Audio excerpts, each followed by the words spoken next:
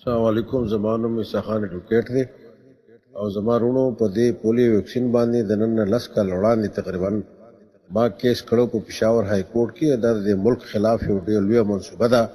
دا د یهودیانو منصوبه ده او زموږ دا بچي دي خوارول غواړي او زموږ په دې بچو کې داسې بیماری پیدا کول غواړي چې دا بیا پاسېدی نه شي. تاسو یقین وکړئ دا پولیو ویکسین دا زهر دی او دا د کینسر هم باعث جوړیږي او د نور بیمارو هم باعث جوړیږي. تاسو وګورئ په دنیا کې صرف په دې غریبو ممالکو کې دا ویکسین ورکولی شي، دا نه په امریکا کې شته نه په یورپ کې شته. او په دې کې یقین وکړئ په فلپاین کې کیسونه شوي او سرانو دا ریپورټس ورکړي وو چېرې د دې ویکسینو د وجې نه زموږ حمل نه ټینګېږي او دې وجې نه لکه بچي نه پیدا کېږي او قوم ته دا نقصان وي چېرې کله بچي نه پیدا کېږي نو هغه قوم باند شي او دغسې په خپله باندې ختم شي. د دې پولیو مونږ ټسټونه کړي وو د دلې د سټي لیبارټرۍ نه او د آغا خان لیبارټرۍ نه او دې ټسټونو کې داسې یو مواد و چې هغې کې لکه کم الکاني نو هغې کې دا بیماري پیدا کوي چې د هغې بلوغت په ډېر لیټ ټایم کې راځي او کومې جنکۍ چې دي د هغې زر راځي. نو دې وجې نه د بدکردارۍ او پیراهروی هم په قوم کې لکه دا بیا دغه راځي چې جنکۍ زرې بالغ شي او هلکان نه بالغېږي نو ضرور خبره ده چې هغې به د نقصان طرف ته ځي. دویمه دا خبره ده چې دا مونږ لکه های کورټ لیږلی و د نیشنل لیبارټرۍ اسلام آباد د ټسټ دپاره او د هغې نه بیا دا ریپورټ راغی چې مونږ سره د دې ټسټ کولو هېڅ طریقه نشته، هېڅ مونږ سره دغه نشته، داسې آلات نشته چې مونږ دا ټسټ کړی شو. دې وجې نه ګرچې هغه ټایم ډېر زیات دباو راغی په های کورټ باندې او هغه کیس زموږ بغیر څه وجې خارج کو. تاسو یقین وکړئ چې کله مو کیس داخل کو نه د اسلام آباد نه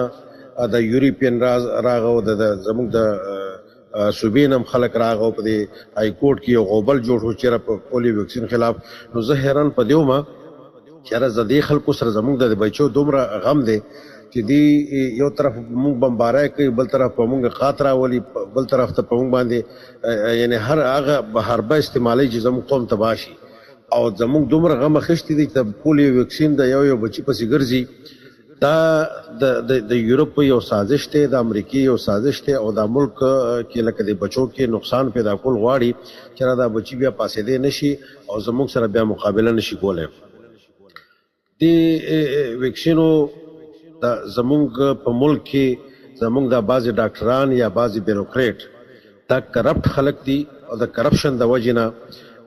دي دغه خلکو سره ملاو دي د زمونږ بچي تباه کول غواړي. تاسو یقین وکړئ په دې پولیو کې ډېر نقصانات دي. تاسو اوس ریپورټ وګورئ په سوونو ریپورټس راغه هم د یورپ نه راغه د امریکې نه راغه او زه به اوس په دې باندې یو تاسو سره ریپورټ شیر کړم چې یو انګریز دی هغه په خپله دا وایي چې د دې نه کینسر هم جوړېږي او کم بچو له چې د پولیو ویکسین ورکړی شي په هغې کې پولیو زر پیدا کېږي په نسبت د هغه خلکو چې کم بچو ته پولیو نه ورکړی شوي نو د هغې ته پولیو زر نه راځي. لکه دا ویکسین چې چاته ورکړي د هغې امیونټي سیسټم ختم شي او هغې ته پولیو زر لګي او کوم خلکو ته چې کوم بچو ته چې دا ویکسین نه ورکړی شوي نو هغې ته پولیو زر نه لګي. بل دا ده چې دا د عقل خلاف هم ده چې یو بیماري شته نه او ته وایې چې زه د بیمارۍ دپاره دغه ورکوم چاسې نه په د بیماري راشي نو زه ول ویکسین ورکوم.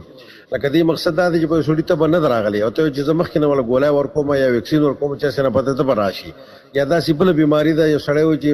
د کینسر په ما را نشي نو زه د مخکې نه دوی خورم چې په ما باندې کینسر را نشي. دې وجې نه دا بالکل تاسو وګورئ په یورپ کې دا بند شوي دي، په امریکا کې دا ویکسینیشن بند شوی دی. دا صرف زموږ په دې غریبو ملکونو کې او خصوصا مسلمان ملکونو کې او بیا د یورپ نه دا راځي زموږ په دې ملک کې داسې لیبارټري نشته دا ټسټ کړي. زموږ د دې حکومت نه تپوس پکار دی، صرف د حکومت نه کم مخکې حکومتونه چې وو د هغې نه د تپوس پکار دی چې آیا دا ویکسین راځي تاسو ټسټ کړی چې دا دی څه شی. بل دا د ویکسینو د یو خاص ټمپریچر دی دا په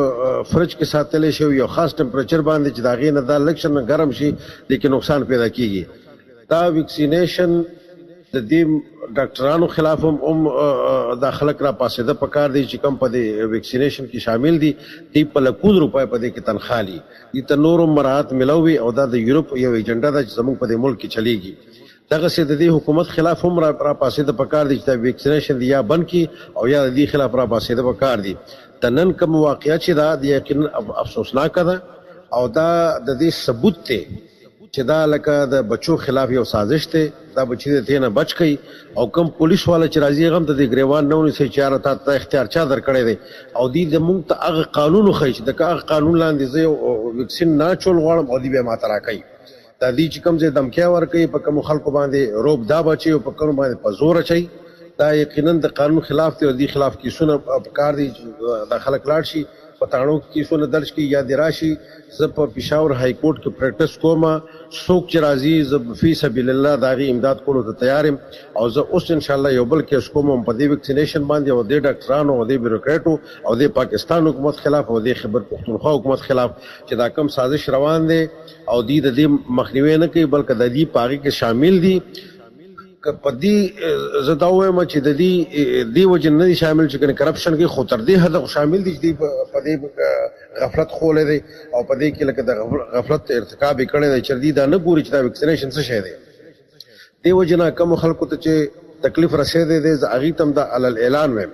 چې دې د سبانه ته های کورټ تراشي او زه به الته موجود یم د چا چې سم مسلې ان شاء الله دا غي سره امداد کولو تیار یم او زه یو بل اوسریټ ان شاء الله کومه د هغه زوړ په بنیاد باندې چې هغه ټیم ویلو چې دا د ملک د پاره نقصان دي شه دي نن هم دا چې دا نقصان دي شه دي په سونو ریپورتس دي موږ سره او په دې میډیا هم تاسو ګورئ چې دا چلیږي او دا ویکسینیشن د ملک لپاره تباکون دي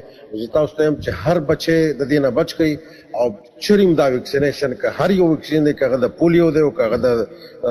د نور بیماری دی یو مرتبه ورنه کوي. والسلام.